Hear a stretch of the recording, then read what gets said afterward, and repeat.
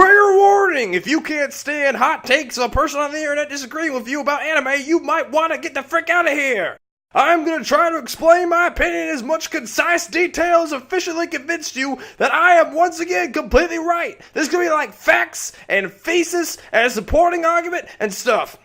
Also, this is all completely trivial, and if you actually care about the opinion someone has on the internet, I suggest you reprioritize your life.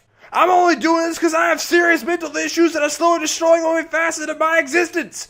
That being said, anyone who disagrees with me is objectively wrong and blinded by fanboyism and should fight me. Hey guys, why the world over here? We're gonna have some fun today. I'm wearing red because I'm angry. Okay, so Devilman Crybaby was a Netflix exclusive anime that came out of nowhere on January 4th. Like, I mean, I assumed that it had been announced, but I hadn't heard anyone talking about it, and it just dropped, and just boom, boom, it was all everyone was talking about. Here, there,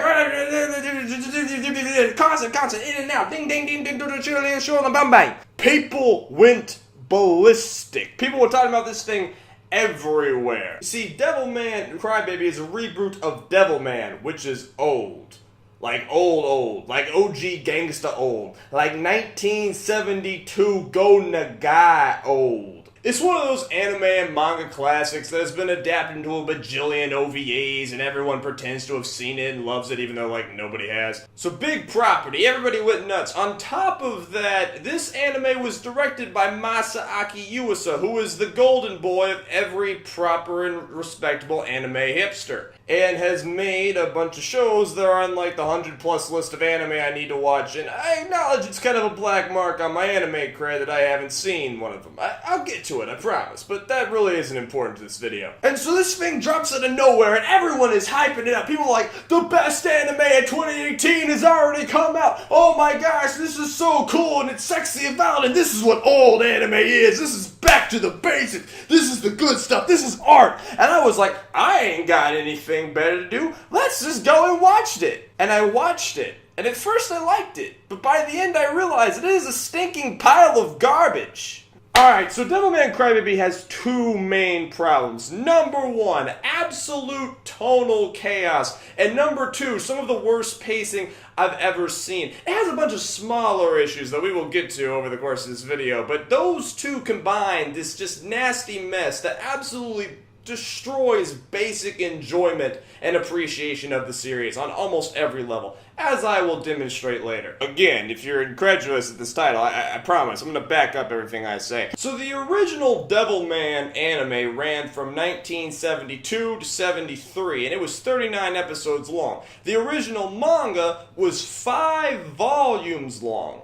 This anime is 10 episodes long. I wonder if that's going to be a problem. Alright, I can't really make my point without telling you the plot, so I'm going to try and do it really fast. Our main character is this guy, Akira Fudo, a dude who's so emotionally attuned to other people, empathetic, that he cries for them all the time. Hence, the subtitle, Crybaby. He lives with some family friends, which includes this girl, Miki, who runs really good and is also the nicest chick ever. So one day, Akira's childhood friend Ryo rolls up and is like, yo, what up, home slice? Let's go kill some demons. And Akira's like, what in the sweet friggin' demons? And Ryo explains that demons are like these creatures that are like spirits and out in the ether. They are attracted to the debauchery and evil in a man's souls. And when, men like fill up like an evil-o-meter, they get possessed by a demon and get turned into a horrific monster that like kills people and stuff. But if the human's heart is strong enough, they can resist the power of the demon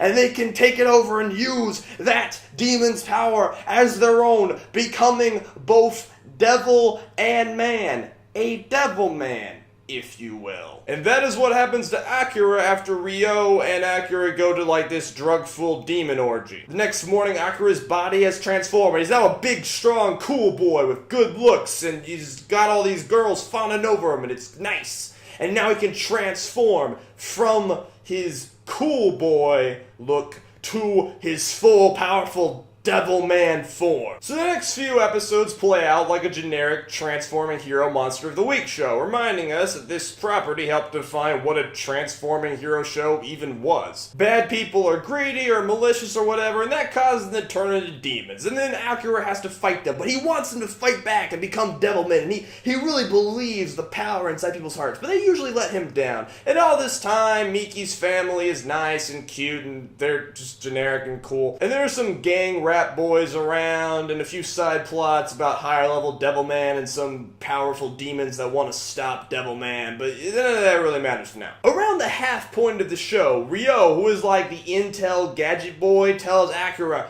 "Yo, we need to tell the world about the demons, man. We gotta expose the conspiracy, brah." Oh, and by the way, at this point, it's like becoming increasingly obvious that Ryo is like a really bad person who like does drugs and kills people and is like using Akira for his own purposes. He's like, there's some really shady stuff about this dude. So the two of them expose demonkind to the world, and immediately civilization collapses.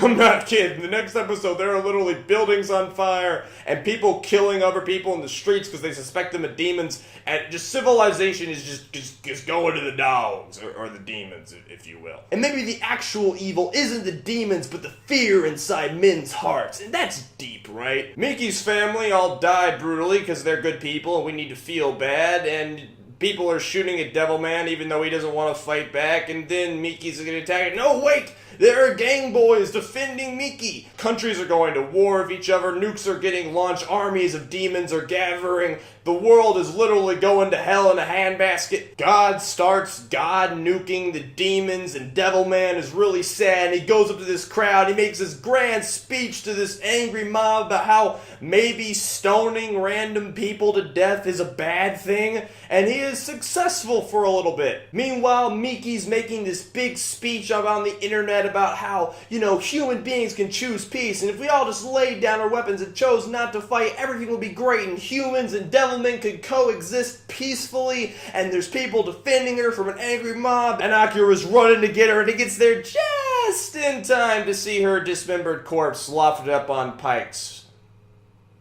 Fun stuff. So this, of course, makes Akira angry. So he goes to Ryo and he's like, "Why are you manipulating all the humans to kill each other, brah?" And Ryo's like, "It's because I'm literally Satan. Because turns out he's literally Satan. Because that makes sense." So he's literally Satan. He's not actually quite a he anymore because that's edgy. And he gathers an army of devils to take over the world. And Akira gathers an army of Devilman. And the devils and the Devilman fight it out. And there's a big incomprehensible battle. And it turns out that Satan won. But he's really sad because now Akira's dead, and he was his only friend in the world, and now third impacts happen because why the hell wouldn't it happen? And God comes down and Jesus nukes the whole earth, and that's it. That's the end. So that is the plot of Devilman Crybaby. And going by the Wikipedia article that I read on the original series, that is more or less the plot of the entire manga, beat for beat. Now, I'm just gonna give that property the benefit of the doubt and assume that story made sense when spread out over 39 episodes or 5 volumes of manga. These 10 episodes, they do not make a lick of sense. Work, mouth. I'm trying to convince people that I'm right over here. Gosh darn it. Now, again, I cannot speak for the quality of the original Devilman, but I'm sure that these plot points and character arcs made a lot more sense and carried a lot of more emotional weight because they were allowed to unfold at a digestible pace for the audience. We're allowed to take everything, mull it over, have some downtime before we move on to the next major plot point instead of just which is what it feels like. That is what watching this show is like in visual form. Oh god, now my hair's messed up.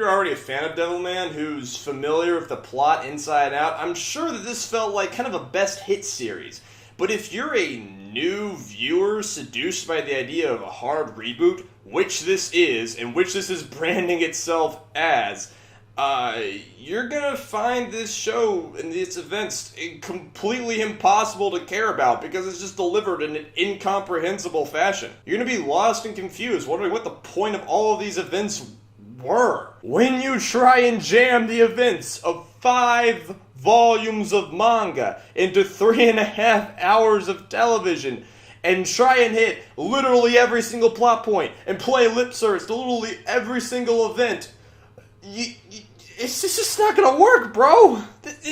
Like, again, this series isn't just bad because it's bad. We'll get into the terrible decisions and bad writing that they make later, but it's also bad because of just math, and you can't argue with math. Again, they decided to include what seemed to me like every subplot and side character in the show. Factions come out of nowhere, people have changes of motivation that doesn't really make sense. It's very clear that a lot was cut out to try and hit all of the big plot points, but again, those plot points don't make any sense. The bulk of the last episode is devoted to Satan's backstory, and there's so many side plots thrown into the last 4 episodes of the show that Devilman himself gets like pushed to the side and kind of loses all of his agency and control over the plot. He ends up becoming just an observer to the events happening to worse characters. That's kind of sad because I kind of actually enjoyed him for the first half of the show. There's also this subplot about Akira's body's changing as he's turning into Devilman and he's, getting stronger and getting more into Vice, and it's a really obvious puberty metaphor, and they actually kind of drop that and don't go anything with it. Now, the terrible pacing that makes it absolutely impossible to care about any of this show's events exacerbates the other problem, which is complete tonal inconsistency. Or actually, tonal inconsistency is the best way to put it. It's more like tonal civil warfare. Okay, let's establish that Devilman Crybaby can be pretty much split down the middle into 2 halves. Fun transforming hero show and the world's going to hell, people are terrible show. The tone of the back half is an obviously somber meditation on the nature of group mentality and the fear in man's souls about bloodlust and getting caught up in the crowd, and how that even amongst violence, hope can be smart. People can resist the urge to kill, but they are crushed by short-sighted fear. The tone of the first half is sex, drugs, and violence. Woo! Can I get a gallon of PCP3? Girls of Ric Flair drown all this cracker's blood. We are gonna party tonight! And that just doesn't work. The first 3 episodes of Devilman are silly, stupid, and nihilistic. It is a ridiculous, amoral hell of a time. Let's start with the first episode of the show, aka the best part. First episodes are incredibly important. They are the lock-in, the sales pitch. I am an impatient man with literally hundreds of other shows I could be watching right now. Prove to me that you are worth my time. You have mere minutes to do so. You need to let the audience know what this show is going for, what the appeal is, why they should stick around. Now, this even holds true for high-quality shows with large plot twists. Like, everybody likes to talk about Madoka Magica as being this sweet, cute moe show where, this nice, cute, magical girls are all good turns into this, carnival of horrors, but that's not really true. Even though the first few episodes are nothing compared to the emotional curb stomping that is the show's later half, there's still plenty of tone-setting clues in the first episode to let people know this show's gonna be a little weird. The show opens on this loopy dream sequence. There's this epic, terrifying song playing in the background. In the first episode, there's this crazy psycho chick that looks like she wants to strangle all the other main characters in their sleep. Long story short, our first episode should convey the appeal of the show and be impressive enough to let us know that it is worth our time. The show opens with an incredibly vague childhood scene that might make sense by the end before cutting to a shot of a girl's ass in a running position before she takes off, her breasts gynaxing through the air. The show makes clear that if you do not want to see a gratuitous amount of tits, ass, and bodily fluids, this is not the show for you. Later in the first episode, the main characters actually go to a drug-fuel orgy, and it's great. The colors, the music, the animation, all make you feel like you're drenched in this sea of debauchery, and it's really fun. And when the demons come out, the show takes a turn into campy ridiculousness that is just delightful. Again, I actually liked this part of the show. The first half of the show is sex, drugs, and rock and roll, and you know what? I love sex, drugs, and rock and roll. I love a tone that can withstand ridiculous stuff happening. The most gross, vile, amoral things sliding across the screen with a speed and consistency that lets you know that you're not really supposed to take it all seriously. You can just sit back, relax, and have a good time. I love panty and stocking, airplane, Deadpool. I am not a wet blanket. Please, I'm not a wet blanket, I promise. I'm not a killjoy. I'm a fun bro, I'm a dude, I'm a cool boy. There is a point in this episode where a naked orgy girl's boobs transform into two demonic head mouth things that bite two guys' heads off. And I think that's awesome. This is the tone that is set. This is what the audience will expect. And the next 3 episodes are a fun romp of all of these low random moments. I think my favorite part of this entire show is when Akira goes to Ryo for emotional support, and he's like, I'm feeling bad because I'm gonna kill people and stuff, and the violence, and Ryo's like, human beings, they often bury their problems by using sex and drugs and gambling, and then he goes into the safe and he gets out 2 stacks of bills and he hands them to Ryo, and he's like, you should try that. The villains are so one-dimensionally evil and the action comes in so fast that it's very clear you're just supposed to relax and have fun. It's great. There's nothing wrong with just enjoying this show for its over-the-top raunchy content and expecting that to carry it through to the end like tones do for most good properties. My point is that if any logical person watches the first 3 episodes of Devilman Crybaby, they will come away with the idea this is a lighthearted action romp. And that's terrible, because Devilman Crybaby completely fails at being a raunchy, lighthearted action romp. It was episode 4 when the warning signs started to pop up and I started to feel like something was going wrong here. This episode features Akira's parents turning into demons and Akira being forced to kill them, and the pace just grinds to a halt. Instead of a fast, chaotic frenzy of debauchery, we get this long, drawn-out, slow scene with a lot of emotional weight and standard shot, reverse shot. And I ended up thinking to myself, am I supposed to care about this?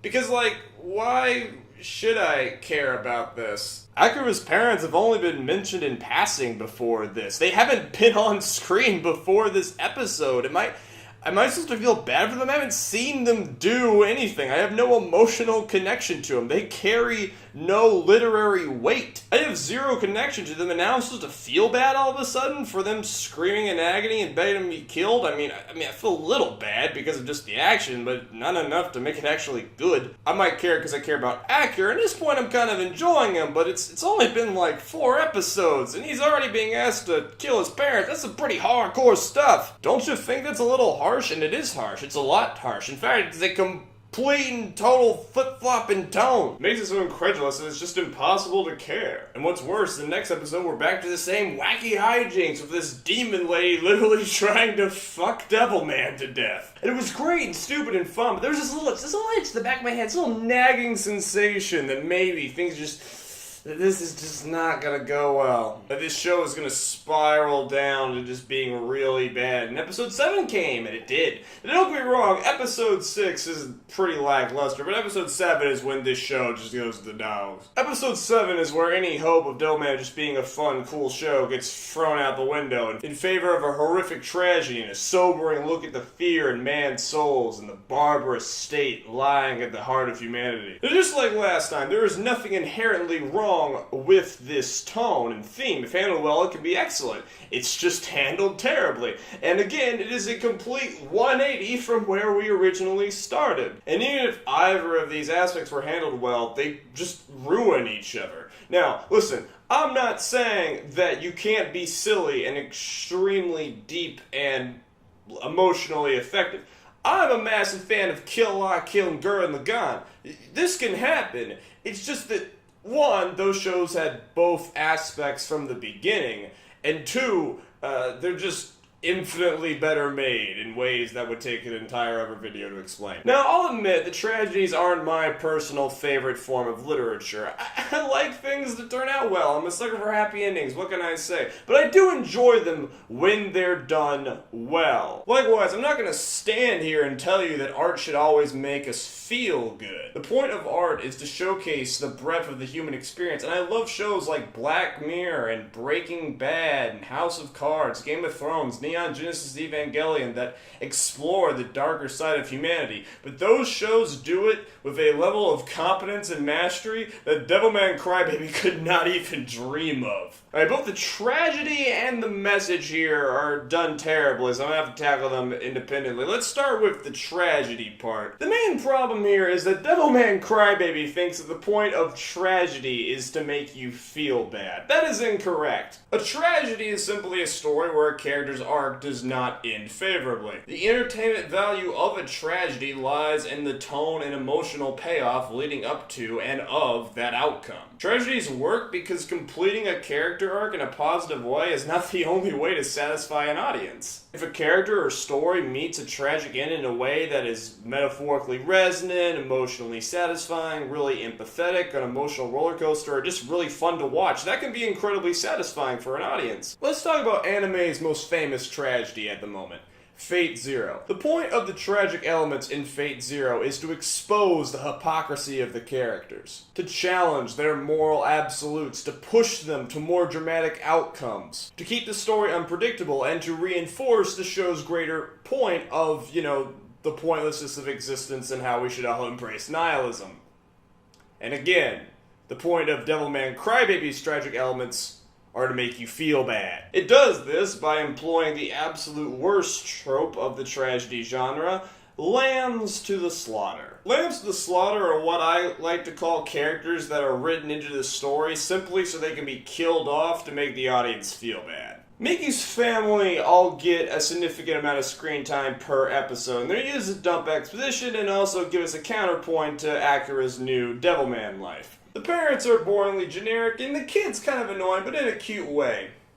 They all die horrifically, and the show makes sure you know that. The sweet little kid turns into a demon and eats his mother, which the father is there just in time to witness before he's gunned down by some soldiers. None of these characters were interesting, none of these had any depth, any growth, any development, any backstory, anything that really made them interesting or stand out or made us care. They were written to be as sweet and innocent as possible so we could feel as bad as possible when they died. Now, the irony of all of this is that even though we feel a little bad, I can't speak for the rest of you psychopaths, but there's like a twinge. We would feel way worse if they were actually complex characters with human emotions and faults and arcs and people we cared about. The story wants us to care about Miki's family a lot without actually giving us any reason to do so that we care when they die, but we don't care because they didn't make us care because they wanted us to care. Kind of a paradox, really. Now, this technique makes it abundantly obvious that this show is trying to heavily manipulate our emotions, which is not a bad thing. All stories do that, but you're not supposed to notice it. At no point during Toy Story 3, Star Trek Next Generation, Madoka Magica, or Turtles All the Way Down did I think to myself, the author's really trying to make me feel sad here. No, I couldn't think that because I was just crying constantly. When I can see plain as day a writer writing a scene for a specific purpose, well, ladies and gentlemen, that is the textbook definition of breaking suspension of disbelief. Once again, the good tragedy, Fate Zero, does not use lambs to the slaughter. All of its characters die after fulfilling or failing to fulfill some sort of arc that is satisfying to the audience. And even the ones that don't weren't exactly innocent. Everybody in Fate Zero kind of gets what's coming to them. The only character that's even close to the trope is Sakura, and even then, she's kind of a deconstruction of it. And this leads us very nicely into the absolute worst things of the show, which ties all the show's problems into this neat little bow. Miki is where every element in this story goes wrong. Just like her family, Miki is a lamb to the slaughter, a character that is made to be as nice and cute and innocent as possible so we can feel as bad as possible when she is brutally butchered, and we are shown that in incredibly graphic detail. But unlike her family, Miki is a main character. She pretty much like splits Ryo for second amount of screen time. And all that screen time is wasted. Miki does not have a character arc. She starts the show as an absolutely angelic person who couldn't hurt a fly and helps everybody and forgives those who hurts her, and she dies the exact same way. Now this kind of works during the front half of the show, where she has to be kept on the sidelines, a sort of love interest that has to be kept away from the plot, a sanctuary for Akira to return to. But in the back half of the show, the plot starts to actually revolve around here, and that is where Miki becomes incredibly annoying. Massive plot events occur to Miki. Her entire family is killed. The society that she's grown up with is collapsing. There are people going through arcs right in front of her and deciding to defend her with their lives. All of the characters that decided to defend Miki in the final episodes are way more interesting than Miki herself. There's this one scene where Side Girl breaks down and confesses all of her emotional turmoil to Miki, and it's like, oh, these characters are actually talking about their feelings. This is actually kind of, I'm a little invested in this. And Miki just goes, I know. I always knew. And it's like, Aah! The only time the show actually acknowledges the fact that Miki is like a human being is when she cries briefly after she learns that her entire family has been killed. Briefly. Alone. In another room, away from the other characters. No bonding, no human connections, no opportunity for these characters to grow together and actually develop connections, because that would actually be good writing, and we can't have that. And then, despite her removal from, like, actual human emotions, the show decides to give the big epic speech to her, and at this point, I just wanted the show to be over. To summarize, Miki fails as a character because she isn't allowed to grow. She isn't allowed to be a person. She isn't allowed to actually be a good character, unlike all of the characters around here. Now, I know what people who are going to try and argue with me are going to say. They're going to say, well, Miki, her death is all about how, she was too good to be for this world. And that is certainly the intended effect, but it's just undercut because at this point the show is moving so fast and is so chaotic that I will not care about any of its themes, and I didn't. And also, Miki is just annoying, and her death, I didn't feel good, but I certainly didn't feel bad. She's gone. Good. Now maybe now something interesting will happen. That's what I was thinking when Miki got chopped up. Because I'm a bad person. By the way, her death is also super obvious and foreshadowed into the ground. Oh yeah, it's also impossible for the audience to take Miki seriously as a character because she is treated like a sexual object. Remember how after that flashback cold open, the show begins with a shot of a girl's ass? Well, that's Miki's ass. And the first line of dialogue in the show after that is a character commenting on the bounce of her breasts. In the front half of this work, the show goes out of its way. It is written and shot in such a way to present as much of Miki's naked body as possible and to show her in as many sexualized situations as possible. Not that the character has any sexual agency, because that would require, actually being good. Episode 3 didn't have to have a subplot about a guy taking naked pictures of her. We didn't have to be directly shown that Akira's Devilman powers give him the ability to see through her clothes. This was a deliberate choice. Both the writing of the show and the camera work go out of their way to portray Miki as a sexual object. So when it comes time for her to, do emotional things in the powerful back half of the show, the audience isn't going to have any emotional attachment to her because they have been conditioned to view her as a sexual object. That is not their fault. The show trained them to think that way. The director and the writer wanted them to think of them like that. If they didn't, they wouldn't have made their decisions in the front half of the show. Here's a comparison. If you actually read the screenplay for the 2007 Transformers film without watching the movie, you'd probably be surprised to learn that Megan Fox's character, Michaela, is actually probably the best written character in the entire movie. Her plot has more to do with the movie's themes than the main characters, and she actually has a pretty developed arc, as well as a nice backstory that fits into the themes of the movie. Now, this is, of course, not communicated to anyone who actually watches the film, because every directing choice made is done to show off the parts of her body that men find sexually stimulating, and thus, she is literally reduced to an object. Portraying Miki in a sexual light, especially when there's like an absence of other things that might have made her interesting, makes it completely impossible for the audience to care about here. And the weird thing is, the show actually seems to know this. In the back half of the show, Miki isn't sexualized at all. They knew that those two elements completely clashed with one another. Just like the show's two themes are also incompatible together. And, like, listen, again, a more skilled team may have been able to make these shows' themes work. I mean, you know, if people are good enough, they can do more or less anything, but the talent and the effort was not here to do that. The show wants Miki to be a glorified Princess Peach, being kept away from the action and Akira saving her while the audience is allowed to check out every inch of her body 1 second, and then her be the center of the action and the audience feel massive emotions at these powerful speeches that she's making, then cry dramatically when she's killed off, and that's not gonna work, folks. It's not gonna work. People who come to this show for a sex-fueled romp are going to get their buzz killed by a 180 into quasi-philosophical melodrama. Anyone who came here for the corruption at the heart of man's souls is gonna be turned away by the absolute horrendous pacing, the terrible characters, and the fact that it's written in a way that it sounds like a bunch of third-rate light novel authors did a bunch of meth and ran Christian Apocrypha through a wood chipper. But hey, what if you don't care about story? What if you don't care about characters? What if you're just here to watch some badass fights and enjoy the directing talents of Masaaki Yuasa?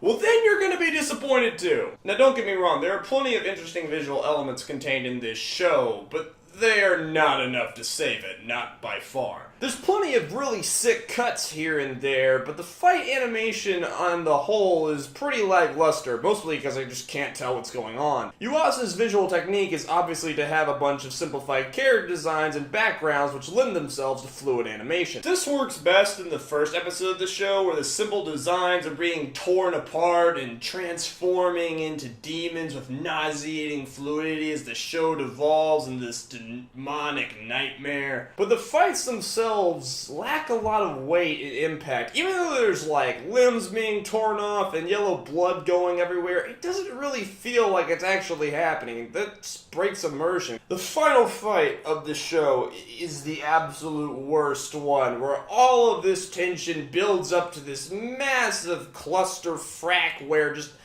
like, the plot gives lip service to every single subplot from the manga, and there's just shapes forming and unforming, and everything just dissolves into this psychedelic fever dream that makes no sense and is impossible to carry out, and isn't cool at all, as if anything could be cared about in this train wreck of a show. The last episode spends a lot more time on emotionally resonant flashbacks than it does on actually having a final fight between our two main characters, which would be fine if I cared about these characters, but for all of the reasons I've mentioned like 50 times, I don't. I thought maybe after this just complete abomination of an experience, the show would just let me enjoy a cool fight, but nope, can't even let me have that. There are some action scenes that are pretty decent, but when the show's not an action scene, it looks actually pretty bland. It's shot with standard shot, reverse shot, and there's a lot of repeated animations. I've seen clips from Kaiba and the Tatami Galaxy. This is obviously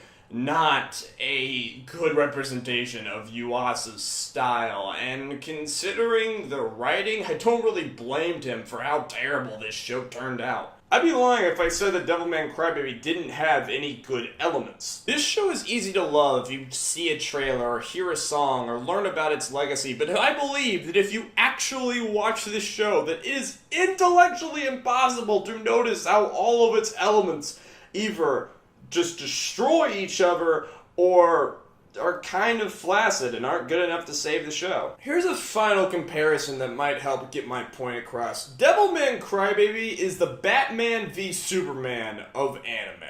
It's part of a highly respected franchise that helped shape the media landscape. It had highly respected creatives working on it. There's a few funny lines, some cool fights, one cool song, some great ideas, but when you look at the show as a cohesive whole, when you put all of those elements together, you can see that they just combine in such a way that sabotage and destroy the enjoyment of the others, and it just piled up to this broken mess of a work. Almost every element of the show is treated in a way that makes it like as ineffective as possible, and its core is structurally broken. A shoddily constructed work that started strong before devolving into a complete mess that turned my genuine excitement, I really wanted to like this show, into trepid worry and then into burning rage. This show isn't good for anyone. If you're a fan of Masaaki Yuasa, this show is a terrible example of his art style. If you're here to just watch some cool fights, this show isn't going to have enough to make that satisfying. If you're here for a fun, raunchy, good time, you're going to be turned off by the 180 into dumb melodrama. If you're here for empathetic characters, you're not going to be able to take any of these seriously. If you're here for the music, you're going to be annoyed by the repeating of tracks. If you're here for the rap culture, which I actually really enjoyed, you're going to wish it was put in a better show. If you're here for an intelligent discussion of human nature, you're going to be put off by its atrocious delivery. And especially if you're a fan of the original story, you should be offended by this butchering of an illustrious source material, which turns all of its good ideas into a mess of rushed plot lines and